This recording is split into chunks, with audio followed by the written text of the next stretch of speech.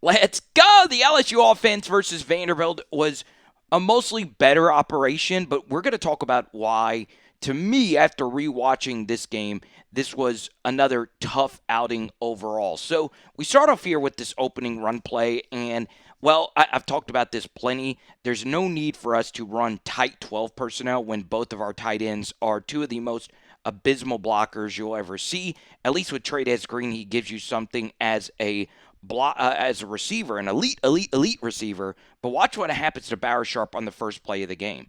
Look, okay, so we'll skip a second down conversion or completion to Barryon Brown. The ball was high. We get to this third down play, and this is just ridiculous quarterback play by Garrett Nussmeier. We can get into, a footwork debate, if you will, but I don't care. The ball does eventually get there. This pocket is indeed collapsing, and he floats this football perfectly to Kyle Parker. You could also make a case that the ball could have been delivered sooner, but it's enough for a first. All right, let's get to this RPO here on first down. I think this should have been a give read just by looking at the numbers. Okay, you can see that this backer is pretty much out of the run fit, so we don't want to actually throw this football. We want to run, but I also understand it from Garrett's standpoint. Hey, we can't block anyone anyway, so let's just go ahead and flip it out here. And the numbers just aren't there. Okay, once again, we could get into Trey'Dez Green's blocking skills. He does give ground, but this time this is a good block, and there's just nothing going. This RPO read is a lot better from Garrett Nussmeier because this guy is screaming down. On the last play, the linebacker was just out here. Now he's screaming down. That's an easy read by Garrett. Good, solid throw. Boom. Okay, now let's see if Barryon can get spicy, and, well, he follows his block. This is really good stuff from Nick, and what happens? We slip. Okay, this is something that Brian Kelly needs to have a conversation with his equipment staff. We slipped a lot in this game, a lot, and that is to be expected if you are playing on the road. We've had slipping issues in some other BK games. Okay, you can see he loses his footing, and we lose a couple of yards here because of it. Okay, it's frustrating. It really is, and you could see here that he's actually down. You could see there's quite a few Vanderbilt coaches over here. We get a little lucky that the ref didn't see that, and we're able to pick up a few extra yards here to the 40. All right, so we get to the second down play, and this is a really good play call right here by Joe Sloan, okay? We've been showing you a lot of these actions where we do indeed flip it out there. Look, there's a lot of attention now on Barryon Brown here, and so guess what? We have numbers, all right? We have 1, 2, 3, 4, 5, 6 to block their 6. So this should be a good run, okay? And, well, Braylon Moore gets whipped here. And he misses his block on the DT right here. He just gets destroyed, honestly. And Caden really has nowhere to go. The DT makes a really good play. Caden does a good job turning this into something, falling forward for extra yards and close to a first. 3rd and 1, and Braylon Moore makes up for it. And honestly, Cohen Eccles is a good run blocker. He's not a great run blocker. He's wildly inconsistent. That's as good as you'll see. Okay, look at the hole that he's able to open up. Okay, now is this a good run by Harlem Berry? Sure, it's a good run. That's a wide open hole though. Now, to turn this into something special, so I'll try to limit my usage of the all 22. Okay, and I have the all 22 if you want to see it on my Patreon. Now, this is a play called all verts, and there is a bender attached to it, okay? This version of all verts is the 3rd and 17 Joe Burrow to Justin Jefferson completion, okay? Where there is a bender by a slot receiver. Now, right here, I reached out to someone I trust in the industry to try and figure out why the spacing of these routes wasn't all that great. And for me, you'll see at the snap that this defender comes out here on Chris Hilton. And based on my understanding of all verts, we want Chris to do something called an outside release, where we are releasing to the outside of the DB here. Okay? But Chris goes to the inside. He might be taught to do that. I don't know. Okay? But by going to the inside, you could see that this clams up these routes. Okay? This spaces this poorly. All right, or is this Chris or is that Barryon? It's tough for me to really see. I think that is indeed Chris. Okay, so now you see on this all vert concept that this is just covered. Everything is covered. What is Garrett Nussmeier to do here? Okay. Now, let's talk about the actual idea of running all verts. We are not a good all vert team. And part of why we're not a good all vert team is that we cannot throw the football vertically. You'll see why in a few other plays we'll break down today. The overall vertical offense for LSU is horrendous. Okay. So I don't know if this was supposed to be an inside or an outside release. Because look, if this is an outside release, maybe we can get Chris down here. But it might be that he is supposed to go there. I don't know. Feels a little bit like the Ole Miss situation. I am very glad that Garrett did not throw this, okay? Thank God. Now, this is the big benefit of all verts, is that if you have a mobile quarterback, with all verts, whether it's zone or man, the defenders naturally have to sink back, especially if there's not a spy. Let's pick it up from the broadcast angle of this play. This is just downright nasty work right here by Harlan Berry. Look at that. Bam! That's ridiculous. And he's an undersized true freshman running back. That's probably the best play of the day. Okay, so right here, you can see Garrett is not throwing anything over here. It's not open. So now you get to here, and you can see he's thinking about potentially ripping something here. This, if you wanted to go full field, this to Zavion could be thrown right here for a nice gain. All right, so we're stepping up. You can see that Tyree gets beat to the inside eventually. But I will tell you, almost every other quarterback in this league, once he sees that this guy is down or feels that this guy is down, he is planting and going as hard as he can upfield. Now, a lot of guys are getting chased down and sacked right here. So Garrett decides to, hey, let me just eat these yards, not make it a big negative sack, and he turns into a corn cob here. Okay? There are rush lanes here. All right? Pavia is running for a lot of yards here, but we eat the sack. Second down, this is a big part of who Garrett is. If he sees off coverage, he likes throwing the very quick comeback route, okay? It's just a big part of who he is, and honestly, we want to take these yards if they are given to us, and, well, it gets dropped. Alrighty, so I spent way too much time studying this play yesterday. Our guest, Blake Ruffino. I rarely do film studies on Sunday or just normal lives. I just like to do a typical live.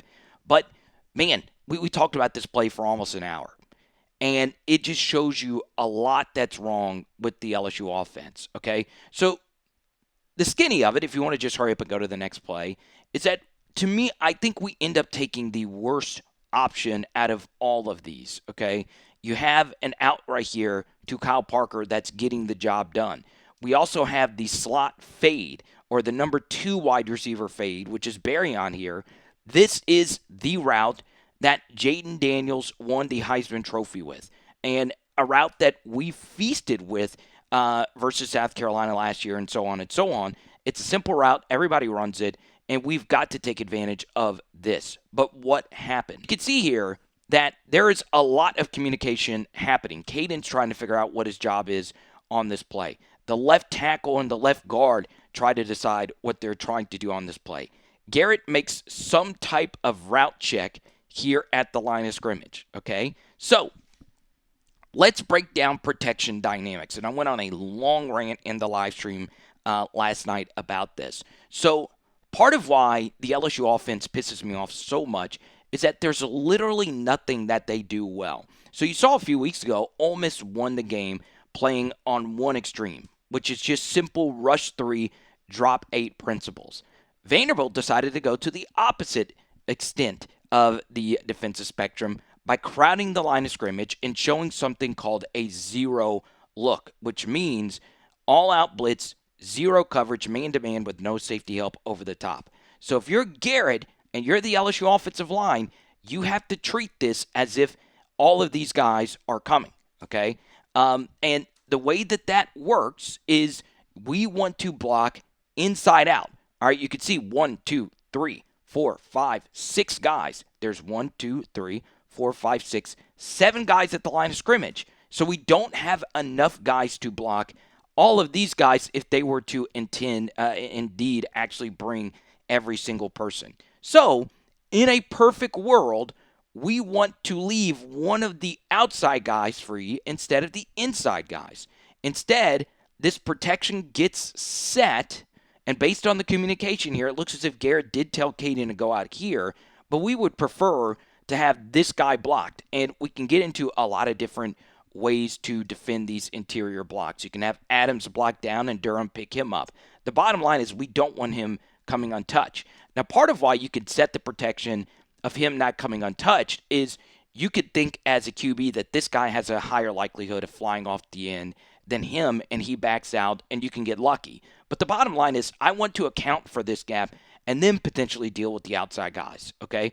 The bottom line is if we block this guy, we're in a better spot here of getting this ball complete to Kyle or having enough time to actually throw this slot fade to Barryon. And then you could get into, hey, even with this guy coming unblitzed here, does Garrett still have enough time here, with this guy being right here, to still throw this ball to Barryon? But based on how I see this play and how I see this defensive alignment, if I'm Garrett, want to work either Barryon or Kyle instead of working this route all the way across field here to Trey'Dez that could have been picked. Okay, so let's go back to the all-22. So in Garrett's defense, yes, if Trey'Dez Green is indeed turned around looking at it, he's probably catching this, okay? But you see, he overruns it. All right, he overruns it.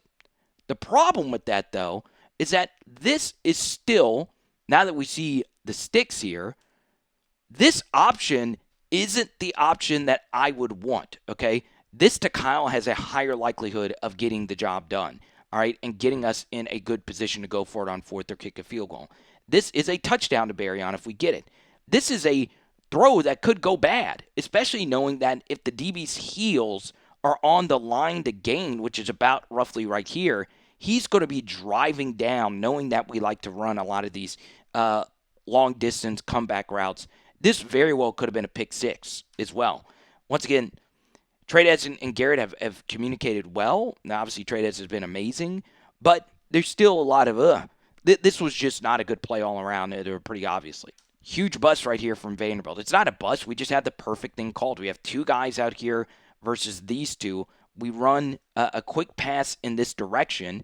This was the play that we basically iced the game away versus Clemson with, and Barrow Sharp gets called for holding. I've seen that let go, but it gets egregious once it gets to right here. And also at the same time, this is not the best from Trey'Dez Green, who's 6'7". You can see he catches this block, and well, he's basically driven back into the path of Jawan. It's not the worst either. So you could see if this, even, let's just say they don't call this hold on Barrow Sharp, this needs to be run through here clean, all right? But you can see that this slows Jawan Johnson down some, okay? And that slows his momentum down, but it's still a really good piece of receiving right there from Jawan. He makes another guy miss, but it all gets called back for a hold. All right, you can't really play the quarterback position better than this, and this has always been Garrett's superpower, these third and longs. He's just been so good at this throughout the course of his career. We were the best 3rd and 9 offense, one of the better 3rd and 9 offenses of the modern college football era, because Garrett is just good in this spot, okay? So you can see Weston gets beat off the edge with this blitzer, or this just typical pass rusher, and that's, what to expect now at the right tackle position. It is a deep drop as well, so it's not the worst. It's not great either. So Garrett has to step up, reset, and then fit this ball into Barryon. Now, this does streak open. You're never thinking that this is going to streak open, especially under heavy duress. So, yeah, in a perfect world, we would prefer to hit this to Trey'Dez, but that's just never being thrown. We want to throw this, okay? And this is not an easy throw by any stretch of the imagination. Boom. Okay, puts it about where the only place he could have put it. Wow. I thought Shanahan did some good things in this game. This is perfect right here from Braylon Moore and Shanahan across the way. Honestly, you can't block this any better. It's one of Weston's better blocks as well. And Harlan Berry, man, just did some really nasty things in this game. Good stuff. Here's the thing about this next play. I will not tolerate Joe Sloan slander too much from this game because this is all on Garrett. 120 gazillion% on Garrett Nussmeier. Such horrendously bad quarterback play here. Okay?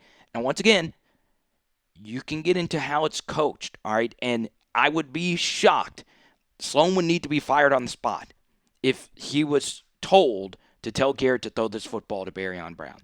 We have the perfect call here. They're bringing a slot corner blitz, so we get a little lucky as well that they are running the defensive call that really helps this play succeed.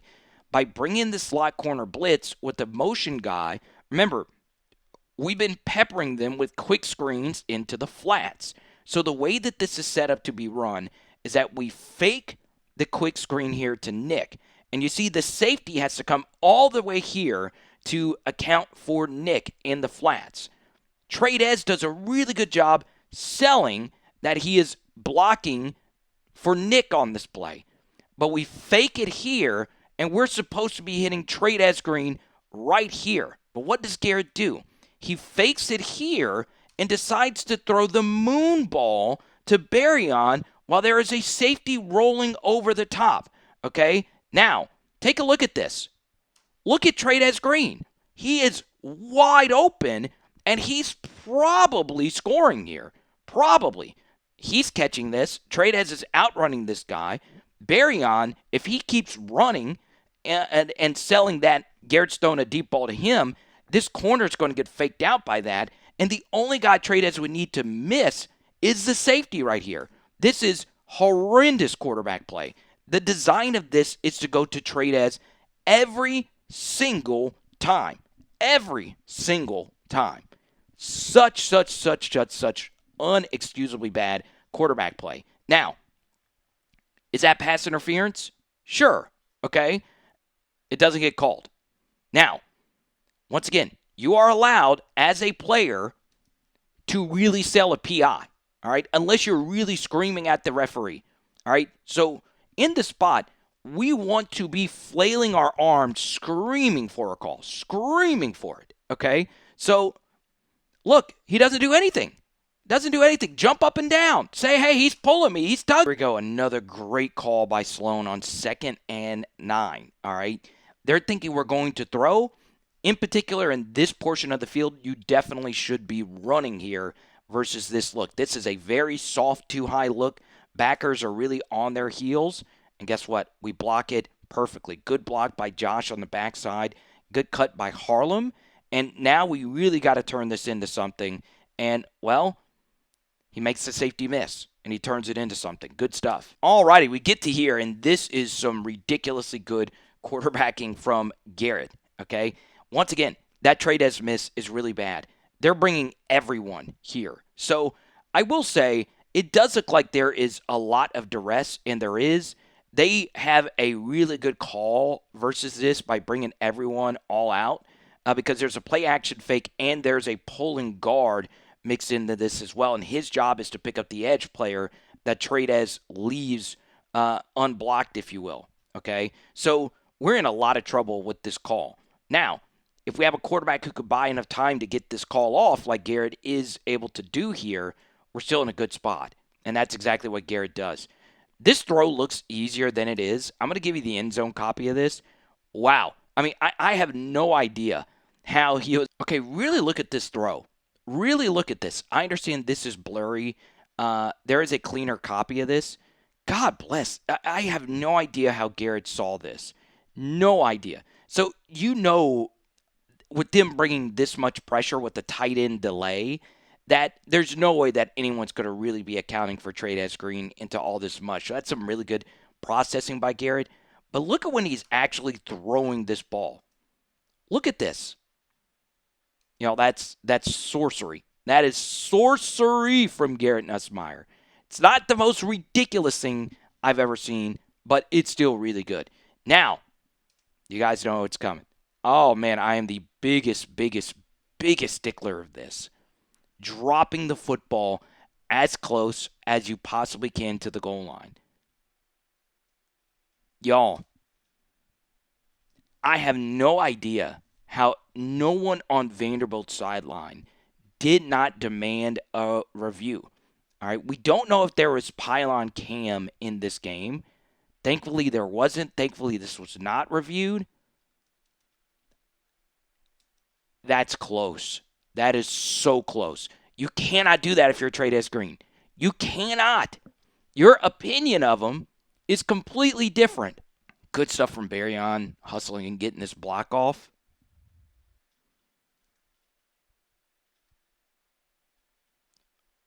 Oh my God, dude. Okay, so remember, we have DJ Chester in at left tackle, and this is probably the best block of his career. Okay, we get a good double. All right, good stuff from Braylon Moore. If he wants to over penetrate, let's just kick him out the club. Perfect stuff.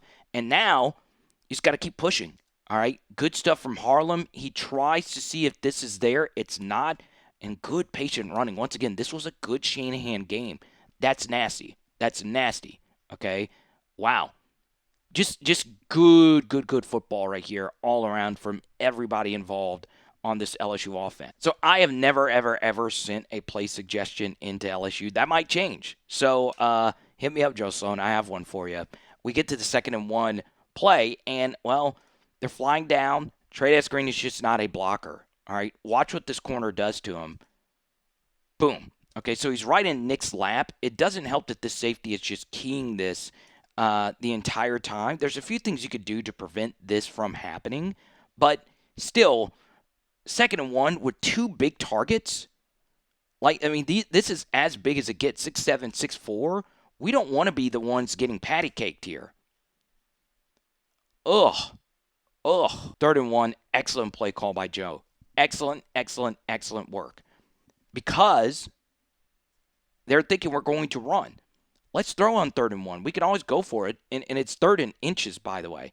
Really good stuff. Vertical here. Safety wants to help this corner on the vertical. Garrett decides to not throw it. Once again, the protection is really good. Shanahan had a really good game. They're tripping on one another. All right. Good stuff from Garrett. Let's get the football into Trey'Dez Green's hands. And now it's off to the races. Really good stuff right there from Garrett and TD14. But honestly, it's better play calling. It really is. I actually appreciate the cameraman in this game because this was a wider angle than what you normally get to deal with. But this is, once again, a colossally bad play by Garrett Nussmeier. Colossally bad. He slips yet again. Once again, when you're on the road, you're not used to the surface there. But the slippage was bad. It was bad. Okay. Vanderbilt's players didn't slip as much. And then, God, okay. All right. So we'll give you the all 22 here. There is a lot that's happening. So we have a pre-snap stem. This is a good job right here by DJ Chester saying, hey, they're stemming here.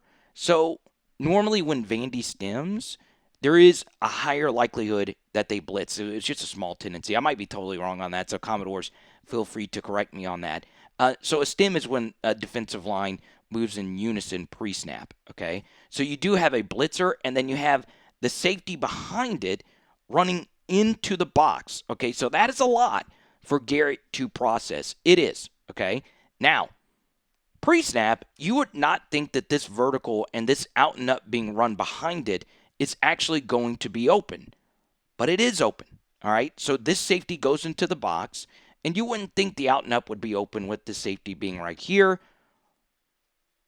But he does come into the box, and Garrett is looking at him. And this does turn into cover 3. This safety goes more center field.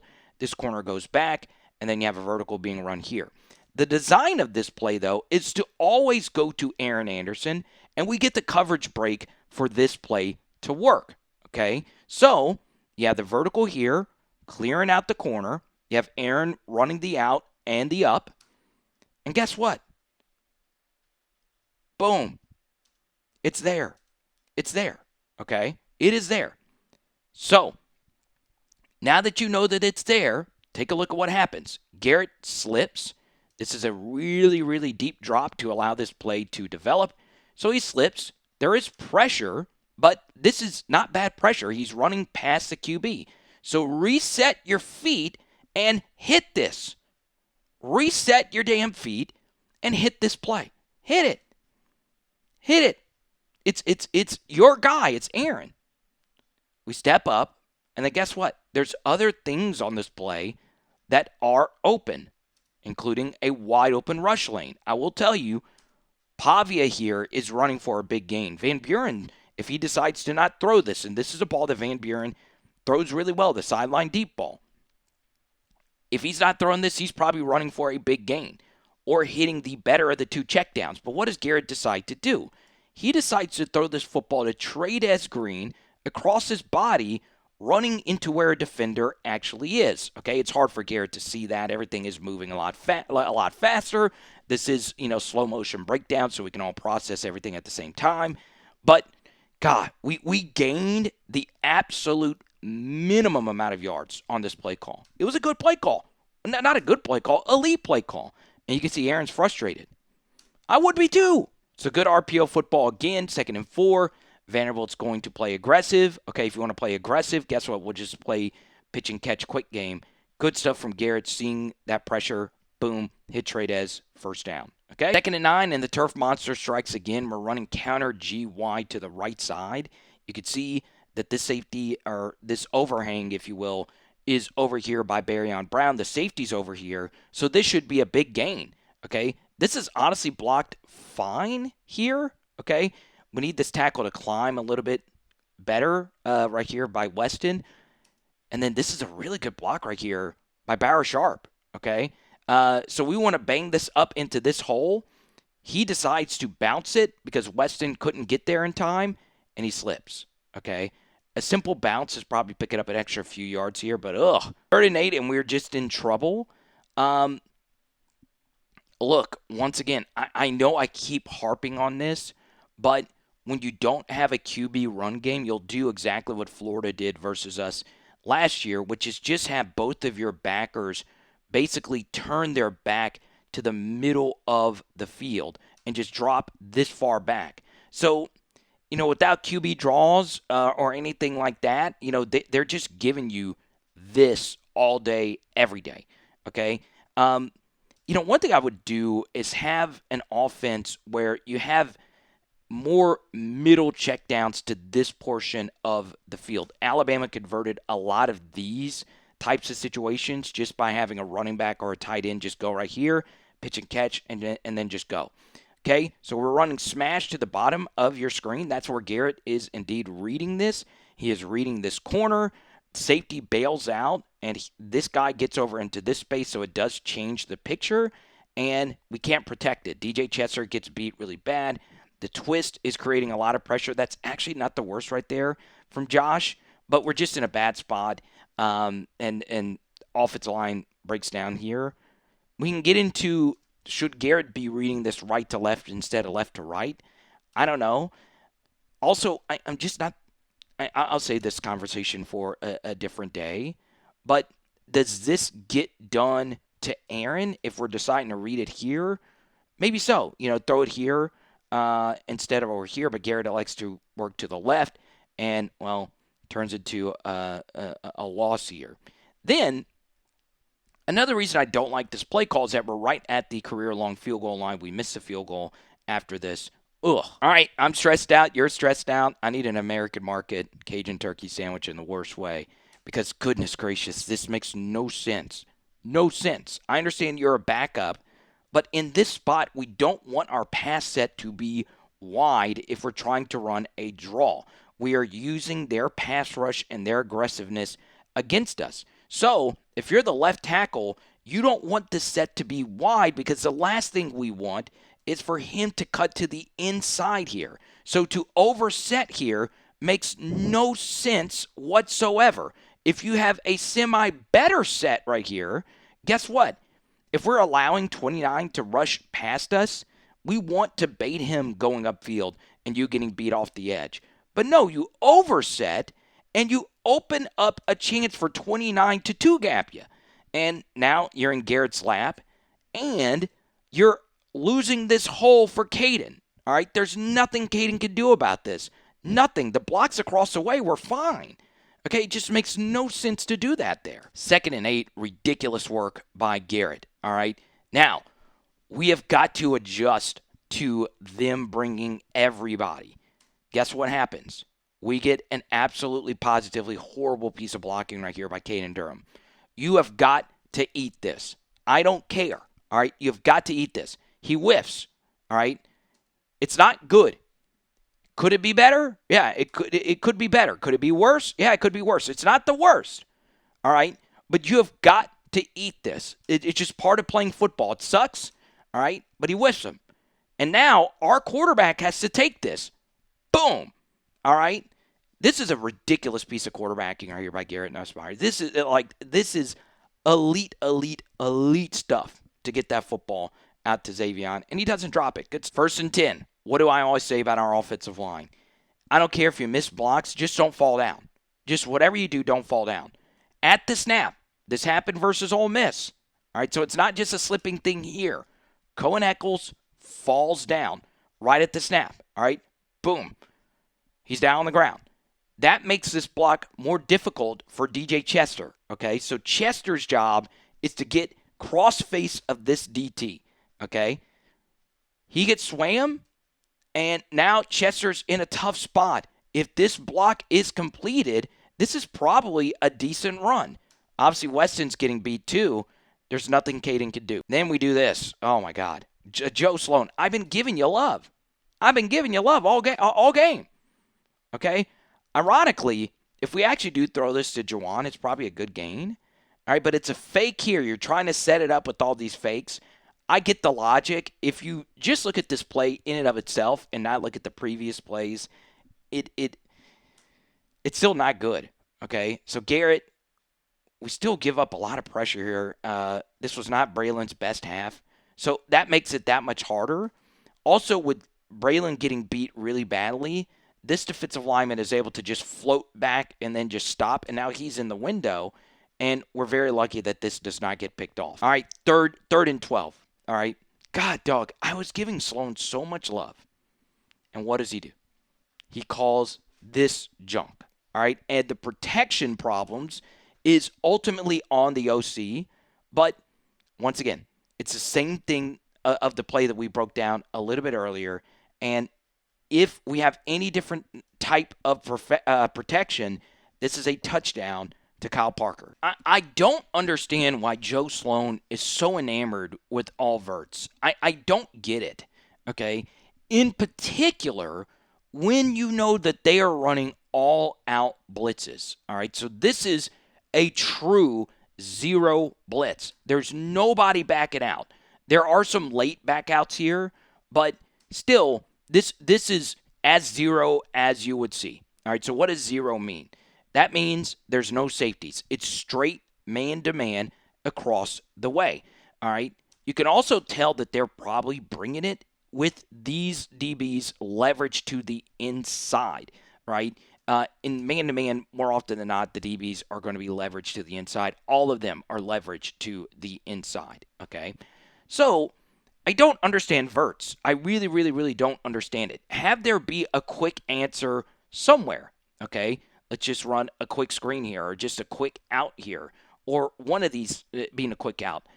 Let's just not run all verts, which takes a little bit longer to develop, especially if it's 3rd and 10 and their heels are going to be on the sticks, okay? So, yeah, I mean, it's easy from here to see that this is open to Kyle for a touchdown, but what happened? Well, for the second time this half, once again, this is almost verbatim the Baryon miss, except this was true all verts, and that was a 3-by-1. This is a 2-by-2 formation, okay? So you could see that Vanderbilt is honestly really casual before the snap.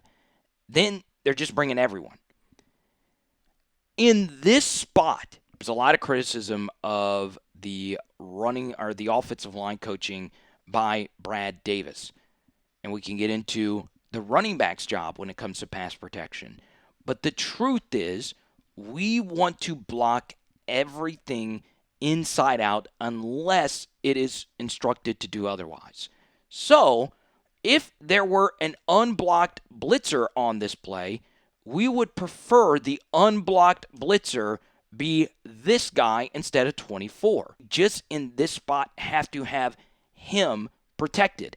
I do think if we have him protected, Garrett has enough time to make this throw. So let's just say it was this guy coming unblocked compared to 24. That does give Garrett an extra half second to make this go ball complete to Kyle, which is what he was trying to do. Okay? Or at least I think that's what he was trying to do. This ball is thrown right in between Trey'Dez and Kyle. Also, this should have been intentional grounding. Okay? Is that close enough to Trey'Dez to justify this? Is that close enough to Kyle? You can't. You can make a case. You can make a case. Now, Vandy got away with the more egregious intentional grounding. That's a different discussion for a different day. But, man, you could tell Kyle's frustrated. He had a step. So you can see on this play that Garrett's like, hey, cut in. Or he might be telling him to come here. I don't know. But we get to the second half, and we want to show some love to our partners at Fortified Gulf Coast and FortifiedGulf.com. Fortify your roof today. Save on your homeowner's insurance and also potentially save all your belongings if serious weather were to strike. Fortified Gulf Coast, if you're in South Louisiana, give them a call. Let them know PHL sent you. Okay? So far, so good. Yes, we are down 24-13. But that miss to Kyle is so big. Something else that is not included into this last play's equation is that when you're running these somewhat low percentage plays or these do-or-die plays, you are giving Vandy enough time to get the football back, right? So another thing about this is if I am BK, remember, you're not calling plays. Now, Brian Kelly said, hey, I'm not going to take over play calling duties. It's a different art.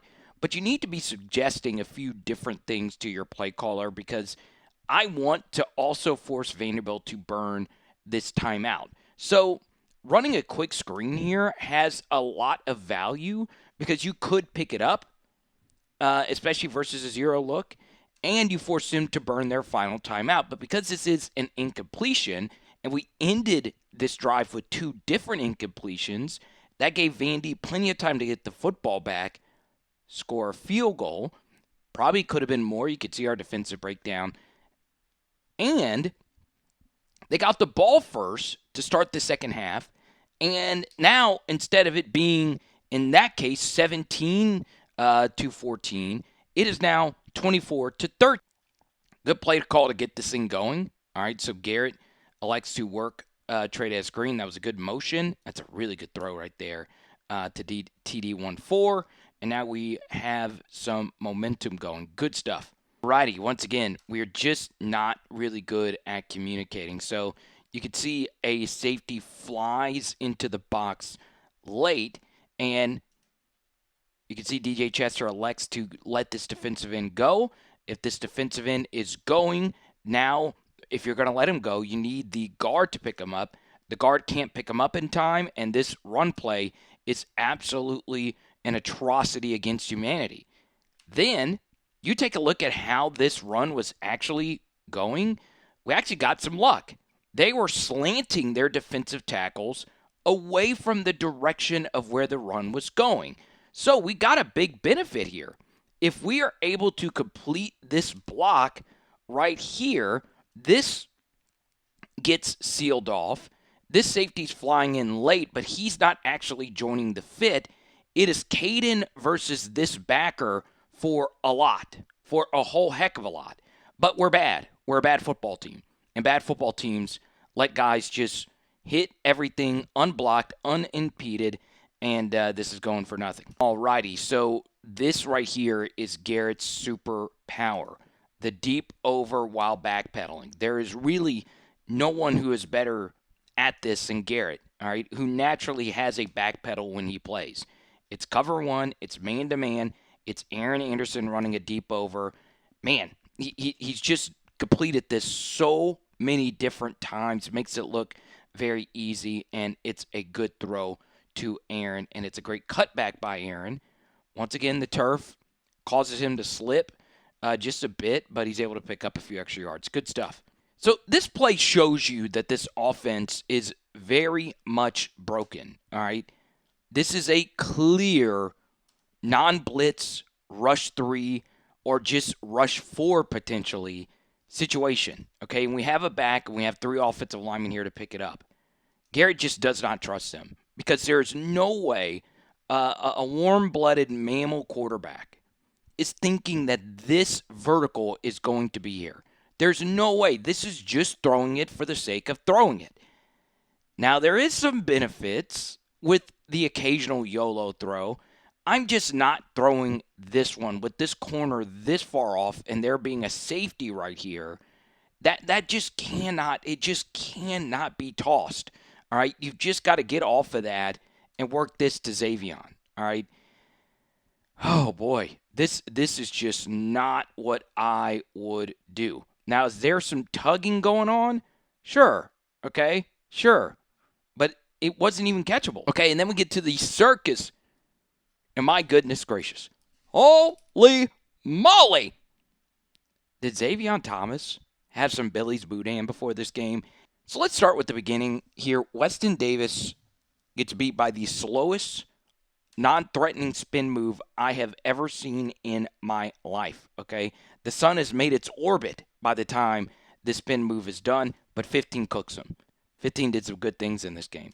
No shade to him, all right? Dude's getting beat by the slow-mo spin moves. This just needs to be thrown here, okay? This just needs to be thrown. You have 2 options to get this done. You could throw it to Chris or you could throw it to here. But Garrett decides to spin out, and now he's running into another rusher, and we get lucky. All right, is this a ridiculous play by Garrett? Sure. But Zavion does Zavion Thomas things. Obviously, after the touch, he is arguably the best receiver on this team. Boom. Takes a big hit, and Zavion says, no, stiff arm. And now it's the afterburners, okay? And number 8 just out here playing raw. Goodness gracious, that's dangerous, bro. No gloving, no loving out there with the crazy hair. Look at the giddy up right there by Zavion. Nasty work. And it is a touchdown. Good hustle by Chris as well to stack him. Nasty. All right, this is just good stuff right here by Joe Sloan on the 2-point play. Get it on the left hash. You know, this should be just a memo to every team. A lot of times this is a rollout here to the right side and you're, hitting Mason Taylor. The teams run that play all the time, the 2022 Alabama play. But this is nasty work, right? So we motion him out and then we actually bring him back in. We've tried to run variations of this play and we've just not had it work. We tried it. I think it was Nick who dropped one of these for a walk-in. We tried this with BTJ in 2023, I believe, against Florida State. And boom, that's it, dude. That is just such a crazy catch. To have the hand strength here. Oh, it's ridiculous. That is freak of nature vice grip hands. Nasty. This is good work right here by Weston Davis. It's an easier block. It's a down block. And this is just good stuff. This is a good bounce read as well by Harlan Berry. That's really nasty stuff from 22. And now we just need to run and chew up as many yards as we possibly can. Good blocking on the outside by Kyle. Boom. Good run. Okay. Then we are playing really good football. Okay. Throw in the direction of the blitz. That's an easy read from Garrett. Because he has really good arm angles, you could sidearm that and just flip it around the defender. Boom. All day, every day. We just want to keep feasting on that as Trey'Dez's game continues to flourish. Okay. Really, really, really good stuff. And a nasty finish from the 5. Difficult block for Weston Davis. We're going to continue to see teams run this odd front. Okay. This is an Irandian tight front where you have something called a 4-eye technique or 3, which is the inside shoulder of the tackle or the outside shoulder of the guard, okay? So this is what Dave Aranda did versus teams, all right? And now, Weston Davis has a difficult block. We're running a zone play to the left side, and we need Weston to get to the outside shoulder of this 4-eye, and you can see he's just getting ragdolled, okay? It's a hard block. We're asking a lot of Weston here, but if he can get this done, boom. Caden's through. Caden is through. But Weston Davis just isn't a good football player right now, and we can't do a whole lot with it. We do pick up a decent yardage here. 2nd and 6, and trust me, I am about to be very critical of Barryon in an upcoming sequence. This is a drop. You would like to see him actually vice grip this in, but give the DB credit. He's able to get his hands in there and make that play. You know, you just got to be a little bit more visceral and physical and find a way to catch his football, if you ask me, okay? But teams are going to start keying that we play this quick stop football, and guess what? These corners are going to be, streaming down to make more plays. It's a good play. 3rd and 6, and last night's show was my most critical show of the Brian Kelly era of Brian Kelly. But one thing he has done better than pretty much any coach in college football is run on 3rd and medium. God, dude, there are so many instances where he has won LSU games just by doing this simple thing. Yes, they crowd the line of scrimmage again. So if we can't pass protect it against it, why don't we run against it? Also, we know that they're going to have a lighter pass set on this 3rd and 6 on the field. So let's just run it. And honestly, this is well blocked up front, but this is also just the perfect call versus this. Really good block by Weston here to get inside of 24, who decides to take a really bad angle on this. Good stuff. Good block right there by Moore. And now Caden Durham is here. We got to make this safety miss, and guess what? We're able to do it. Now,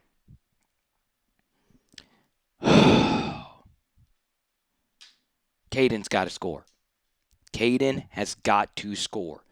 This is what made him such a special high school prospect, because he is, based on his high school tape, probably the best house call running back we've seen come into LSU. We saw that last year. 6 has a ton of wheels. Okay, we'll give him that. But Caden has got to score. All right, and it's not just the speed aspect. There's an art to it. Some of the best house call running backs we've had, a guy like Jeremy Hill is a friend of the show. He's a bigger back. Caden's probably faster than Jay Hill. You just got to find a way to do it. And once again, Caden's dealing with some injuries, some of which are public, some of which aren't. And he was, I believe, nicked up earlier in this game. But the problem I have is actually the follow-up rush. Should we do a smart thing here? Let's just get to the line of scrimmage, have them reeling, and remember, they do not have their heavier personnel on the field because they were in a lighter personnel on that 3rd and 6. So this was really good stuff right here by Joe Sloan to just hurry up and run a play. So let's first discuss the play itself. I'm going to give you an extra angle on this one. All right? Okay. Let's give you the end zone copy of this short run. All right? So Caden is tired. He's tired after that long run. I get it. He's got to score this. He has just got to find a way. So this has been a Durham problem, and it's tough to really parse out why he does this, okay? In a hurry-up situation and just in a short yardage situation, you've just got to bang it up in there. There's so much more equity in this spot because they're also tired after the long run, and this is a lighter group of defenders. So what happens? He stops, looks to his right, and then goes, okay? Just pound it up in there. Get on this hash, full speed ahead, bang it, okay? Is there a guy right here? Sure, but Shanahan does a good job. I keep doing the Shanahan thing. Thompson does a good job getting off of that and getting just enough of them that if Caden had just hit this, he's scoring. Okay, but he stops, and then he sticks his head down and dives down right into the back of Weston Davis. If he doesn't just jump up into the air right here, he's probably running into this standing up or close to it. So he falls down. It was a bizarre run from the actual broadcast angle. He falls down, and look, he's just right there. He's right there. You have to score there. You have to. All right, so now this is where I'm going to absolutely light into Barryon Brown, okay? You simply cannot be this unfreaking believably selfish in this spot. I mean, you are a year 4 player. Okay, so Caden Durham gets stopped, and you'll see at the bottom here that Barryon is blocking really hard on this play. For what? Okay, so the ball seriously does not actually go out to Aaron Anderson. Rarely is it actually being thrown. So you do need to block hard at the beginning of it, just in case the ball is indeed thrown to Aaron. But I think these two know that this should be a handoff to Caden the entire way. Okay, so you can see he keeps his hand off of him. Let him go. The play is clearly over. Just let him go. Now, 17 hits Barryon Brown in the face. Okay, it's not a touchdown. So we need to be hurrying and being ready for the next play. Okay, I talk about this all the time and what I like about the hurry up with what Lane and Josh do in particular. They're always getting ready for the next play. Every single one of their receivers, they are always going to the next play. If they need to give the ball to the ball boy or the ref, they are getting ready for the next play. We have them on their heels at the 1 yard line. So what needs to be coached to our team, in particular when they have this lighter personnel after an explosive play, anyone that has any decent offensive operation knows that we want to keep their personnel on the field. Even if we don't score, we could just run it again on second down or work the option or throw a fade or do whatever. But instead, Barryon's like, okay, let me get my lick in. All right, so he doesn't let go of 17. 17 doesn't like it. He hits Barryon in the face, right in front of the line judge. This is a clear instance of where the line judge should have thrown a flag on number 17. Now, here's the thing. We don't want the referee to throw a flag on number 17. That is not what we want, because a 15-yard penalty does nothing. It gives us an extra down at the half-yard line where we already are, all right? We don't want the penalty, because if there is a penalty, you can sub new people on the field. I actually do think the rule is if you have a defensive penalty here, you're not allowed to bring in a new set of substitutions if it is just a defensive penalty. Instead, though, we decide to fight back. Barryon's like, okay, I'm going to put myself above the team, not get ready for the next play, and he goes back and forth and doesn't give up. Why? We're losing by 10. We are losing by 10 United States points. And then he continues to get after it.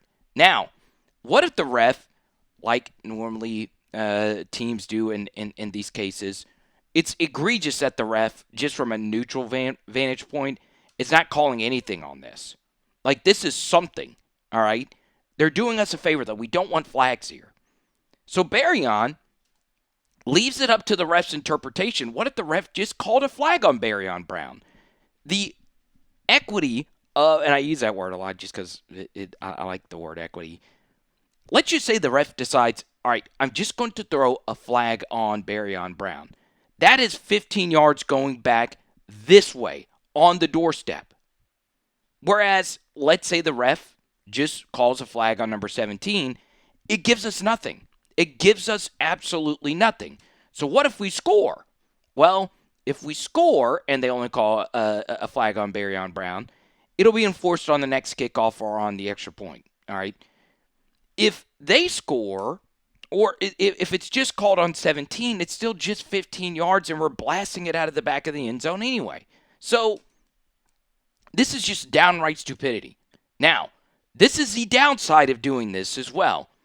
You stop everything. So all of these refs have to go deal with your selfishness to break up the fight.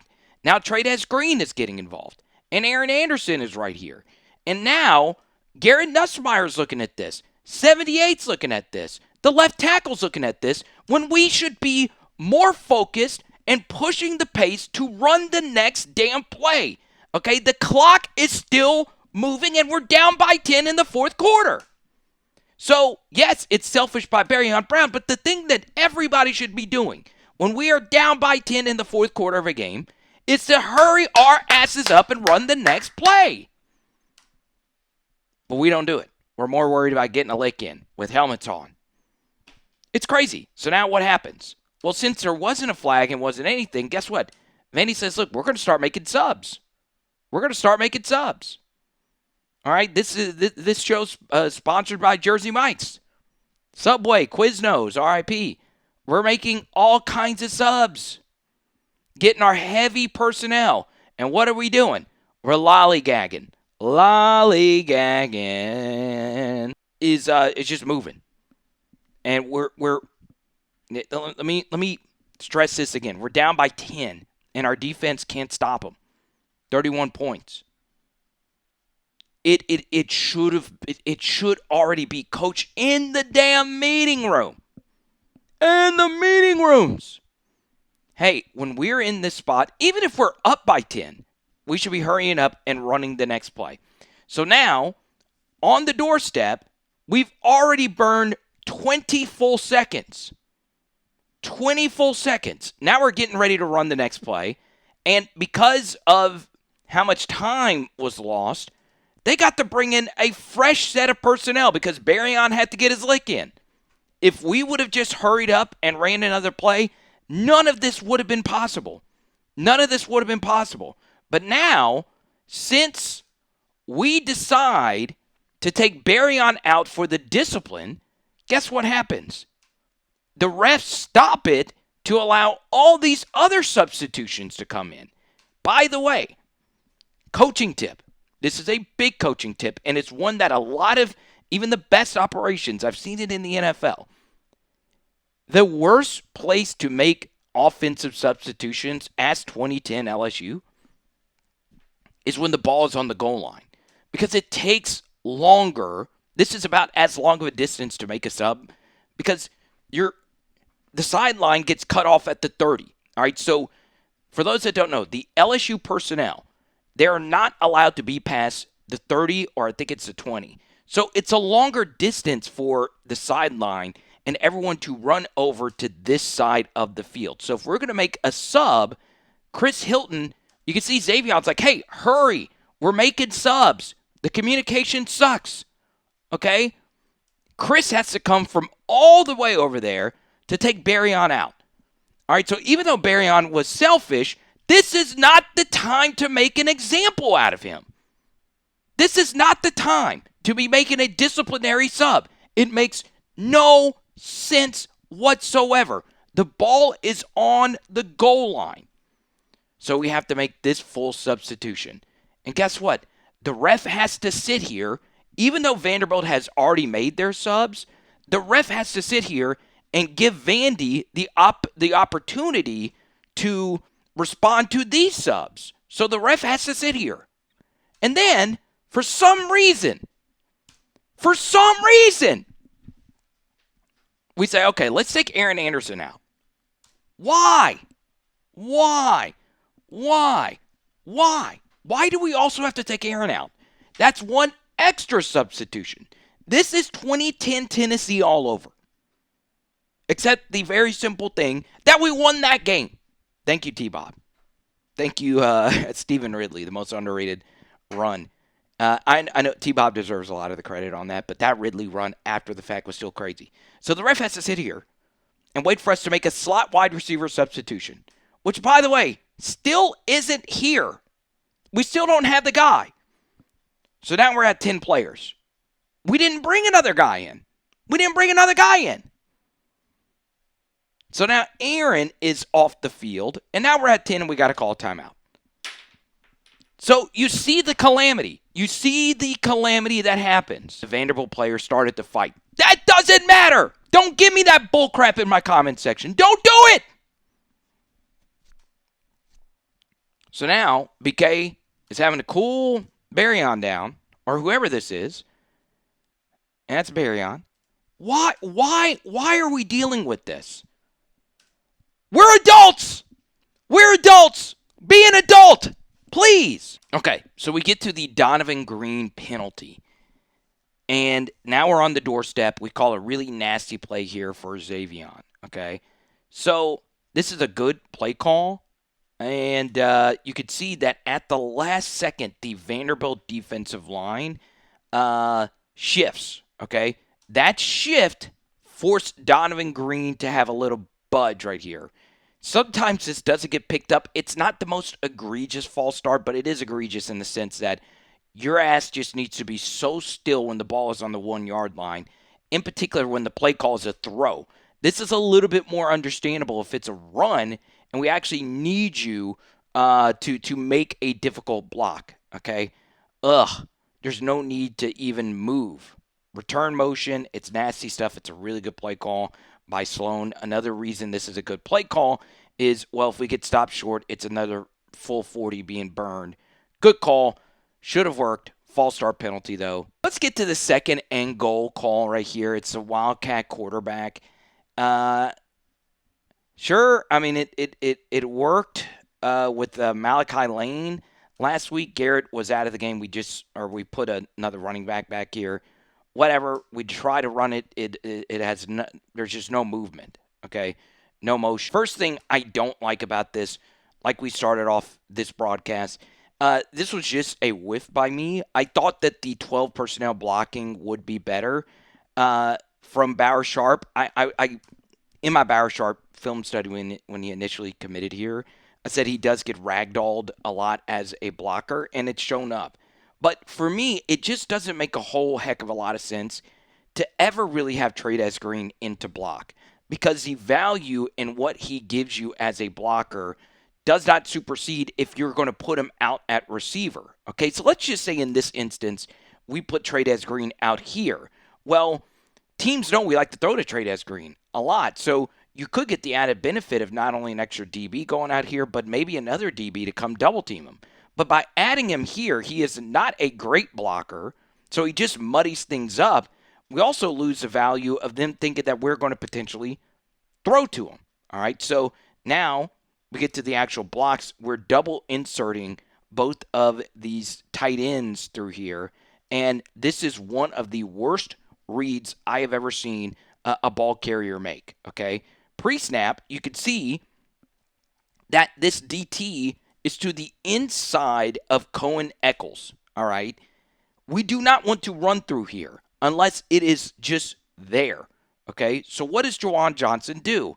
He runs directly into it, all right? If you were to actually run this on Cohen Eccles' butt pad to the left here, okay, it just depends on how he's taught to read this. He elects to just run right into where the penetration is. If he goes to the left of Eccles' butt pad, he might actually score. He definitely picks up more yards than he does here. He just runs right into it. It's a really... So now it's third and goal. And I understand that this breakdown is starting to get lengthy. I've had a few of you complain that I'm not moving as fast as I normally do. But it is so important to share how much time our operation burns, okay? I understand Brian Kelly said at the press conference, hey, I do not want to be involved in play calling, but there might just be too many cooks in the kitchen, right? With the wide receiver rotation with Cortez Hankton, that's been a mess. That's been a mess, okay? I don't know exactly who BK's talking to. I think this is the general manager, Austin Thomas. It was cut off right there. But right now, there's not a great play call on third and goal from the 6. There's just not a whole lot of them. But you just need to run something, okay? You just do. This is taking so unfreaking believably long. So, look, we're not even close to being ready to run a play, and so much time is taken off. So, basically, what we end up doing is we Vanderbilted ourselves. And this is where I would push back on Brian Kelly because he kept making this point. And it is a good point from a Vanderbilt standpoint that they're like a service academy. They have such long drives. They bleed the full 40 and so on and so on. But you do it to yourself as well. You're doing it to yourself, okay? You are not giving your team enough opportunities to win the game because you're losing here and you're allowing all this time to run, okay? Almost to the point where you almost have to blow a timeout again. This is not nearly as egregious as Zavion Brown ran a minute ago. And then what happens? Well, I think Joe Sloan panics here. He's like, okay, let me just call something that's going to work. I know this is going to work because we just had a 2-point conversion, and guess what? It worked. Same thing, pretty much the same players. Here, and we're running Trey'Dez Green behind it. Here's the problem with this. I've never really been a big fan of this play because it doesn't work as many times as you think it does. It works better on a napkin than it does in reality. Remember, on the 2-point play that we ran to Trey'Dez Green where it was here we run, a route behind it to create some rubs here. Guess what happens? Okay? On the Trey'Dez Green play, you saw how difficult of a catch it was. The DB was still able to get through there and make a play. This time, Vanderbilt sees exactly what we're doing. So 7 backs out right into where the slot receiver is. So he's doubled. Then 6 doubles Trey'Dez Green. He's sitting here waiting for it. So Kyle Parker's not even being guarded. We're doubling Nick here. We're doubling Kyle. And they've already had this passed off. And you can see this is actually something that we don't do because Vanderbilt's guys are coached well. They're communicating that this play is about to happen. That, hey, we're going to switch it. All right, there's different terms for it. So 6 isn't even guarding Kyle. If Kyle had said, look, I'm going to do my own thing, boom, and just run a slant, boom, that's there. But Vanderbilt was ready for it. And guess what? We're cooked. We are cooked. There's nothing Garrett can do here. Nothing. All right? Now, the problem is the secondary option is the corner route being run. Well, you can't throw this because remember, the corner's eyes are on Garrett. So we'll pick it up here from the all-22. So another answer to this route, it's a very difficult route to guard, is to throw this ball up on the corner. That's not there to Kyle. Then you have, a little whip attached to it from, that's Nick. This is Kyle. That's not going to be there. Okay, there's no answers for Garrett here. Then you get to here. Weston Davis gets, DJ Chester's getting beat, and we're backing up quite a bit. This is a really deep drop by Garrett in Chester's defense. So Garrett has to spin out and then just run backwards. And could you imagine if we would have had a sack right here? It's a really bad play call. So now, honestly, we finally have Barry Sharp leaking here. He is open. There's no way Garrett has ever seen that, though. No way. Okay? So if the last second he looked back, yes, you would have Jawan, you would have Barry Sharp. Garrett just throws this thing up. Okay? Not the biggest fan of it. He is in a really bad spot, though, here. And this should have been picked. Okay? He is in a really, really, really bad spot right there. Despite all that calamity, we had the ball back to drive down, to tie, and or just eventually win this game. And then, well, I still have all the messages. His ankle does get caught on this turf. So it's not as bad of a bull rush that he's given up. It's our guy 15 again.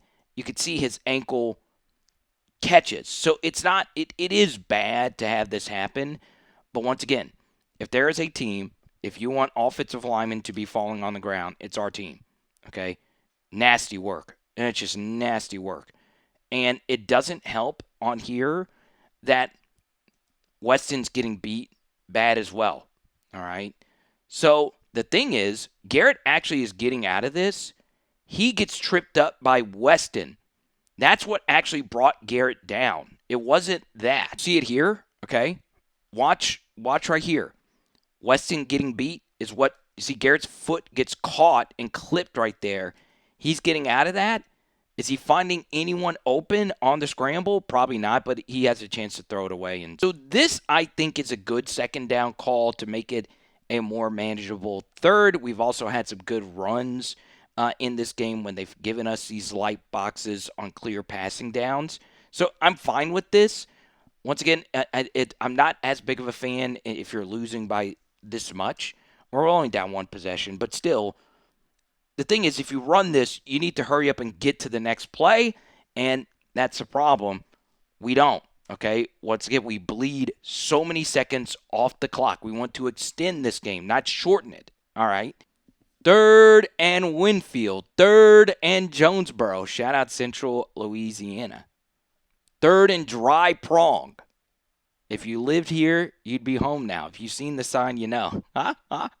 There's a holding call right here by Weston Davis. So let's actually break down the route concepts here that we're trying to run to pick up this third and a gazillion. So the play here, and it's not a fun play, is if the drops are this far back, you can't really throw anything if it's this far back. Look at how far back this safety is. Okay? The best play here is always going to be the check down. You make this throw, Juwan actually might get this done if you make it here.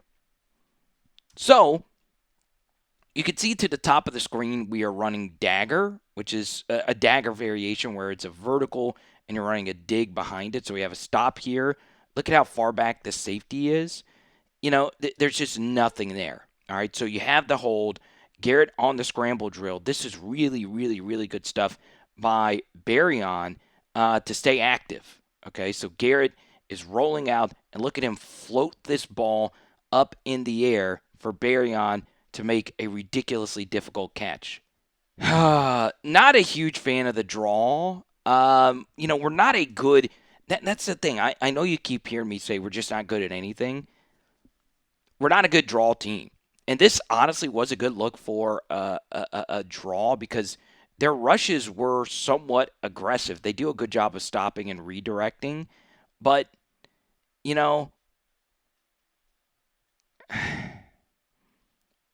Braylon lets go of this double a little quickly to release to the next level, and that forces him to get tripped up. You can even make a somewhat decent case that punting on 3rd and 26 is better than doing this because, once again, the clock is going to move. So there you go. We go to the next possession of how we actually want to run this play. So we're running the quick Juwan Johnson screen right here. It's a rush 3 look. And look, if you're Juwan and there is a corner right here, and Garrett is for sure throwing you this football, okay? We want you to come to this football knowing that the corner is going to be able to release around this barrel sharp block. One way you could also run this is sharp block the corner, Trey'Dez block here, which gives Juwan a better shot of this working. But this is it's honestly just simple football logic. The one thing we don't want to do when we catch this football is turn this way. Because the only way this corner is making this play, you can see he's widened here, ready for this play to be run. He watches film. This is what we did versus Clemson. We want you to come to the football here, and Malik Neighbors was the best at doing this. If it's a quick screen and you think that this corner is out, come to the football and run this way. Okay, so instead of waiting on it, attack it, catch it, and then get vertical. All right? But his first move is vertical directly into where the guy is coming from. That makes no sense. No sense whatsoever. This is also not the best blocking in the world. No sense. No sense whatsoever. 2nd and 13. This makes a lot of sense from Garrett Nussmeier's vantage point. If they're going to play off, let's just get this football out here and let's just get out of bounds and pick up some yards. Now, this is also the A&M INT, and also at the snap, you don't know if 29 is actually bailing out here. So this is the right read. It just is based on how this pre-snap alignment actually worked with 29 coming out here. Okay, I get that, but man, it would have been nice to just let this play out just a little, especially if you feel that it's a rush 3. And if we play this out just a bit and not just throw this, I know your protection is sucking as well. You've taken some really bad sacks. Maybe Trey'Dez is here, up the vertical right here, or Kyle is here on the in-breaker. But you have to also understand that this is one of those slow-mo replay type of situations where you have to think about the other plays. Also, this ball location is terrible. terrible. We have to get this football to this outside shoulder to where he could go straight out of bounds. So there's better options here. There's better options. And he's tackled after gaining hardly anything. So now we get to the Barrion Brown dropped in the game. It's 3rd and 8. Once again, I don't want checks at the line of scrimmage, but I understand why Garrett did it because they once again crowd the line of scrimmage. So you really do need to set your protections, but what's the point in doing that if we haven't been able to prove that we can set these protections? But we actually protected fine, and Barrion drops it, okay? Now, the Brian Kelly decision to punt here was a bad one. If you're going to do all this and bleed all this clock out, I can live with just saying, hey, let's just make this our final possession, especially when our defense was abused for most of the day. Now, I can also understand Brian Kelly's thought process of, hey, our defense has gotten a few stops in a row. Let's see what happens. And then, of course, on the first play, Vanderbilt has a long run into field goal range. Okay, few thoughts on this. If you actually look at the yard per play numbers, LSU had a ridiculously good yard per play compared to standards 6.6 after having 6.7 versus Vanderbilt. 3 of the last 4 games, we have been 6.5 or better. The problem with the yard per play total versus this Vanderbilt defense is that we only ran 49 total plays. So the explosive to Zavion Thomas, does that really count as good structural offense? No, it was just a ridiculous play by one individual player where the ball should have never actually been thrown to Zavion. So that was very lucky. And then, of course, the long Caden Durham run, really good run. We still didn't score it, but it was still a really good run. But those 2 plays really pushed that yard per play total up. The Trey'Dez 24-yarder was nice. But overall, offensively, I specifically pointed this out. And look, some of you, have asked me, hey, Carter, in the post game, you're like, yeah, this Garrett game was good. Don't put any blame on Garrett. And I still stand by that to a certain degree because defensively, the game plan to me was way worse from that side of things. But it still was a problem. From the protections to the ball security, which honestly, now that I say it, the ball security was really good in this game. And I think part of why our opinions of Garrett in this game was so much better is that he didn't throw an interception, and there weren't a whole lot of interceptable plays. But once again, we only ran 49 plays. We had a few instances to extend drives, couldn't do it. And I do think while this was a step in the right direction for Sloan, it's still so bad, this entire offensive operation. We lack so much basic football knowledge. Basic, okay? If I am able to pick it up, and I understand, I've been doing film study on YouTube full-time for 5 years now, but I am not a high-level coach or player. I don't know as much ball as any of the coaches on the staff. But the fact that this operation remains what it's been is so bad. It's not just on Garrett. It's not just on Chester or Weston Davis and how, not so great they've been, even though they were really good blue-chip recruits. They could barely stand up versus SEC competition. There's a lot of different things we can point to, a lot. Now, before I get my final point here, if it's in your heart's desire, please drop a Venmo, Cash App, donation. Sometimes YouTube doesn't allow me to, get the ad revenue from these longer videos. But, look, should Michael Van Buren play? No. Okay, Garrett played well enough in this game to justify him playing. Okay, but at the same time, I thought I was going to like this Garrett game a lot more than I thought. I do think it was good, though. I do think this was definitely his best P4 game since Clemson. There were a lot of ridiculous things mixed in to this game from a quarterback perspective, especially with the protection being the way that it was and you losing your left tackle. But, it still could have been better from number 18. But in this game, it's just tough to say, hey, that it's him. That's the problem, because it's not for this game. So let me know what you guys think down below. Let me know if you have any suggestions. Bonus film study is up now on Patreon. All 22, all that good stuff. LS Power Hour LSU. Boom. Tonight we are doing STINKS.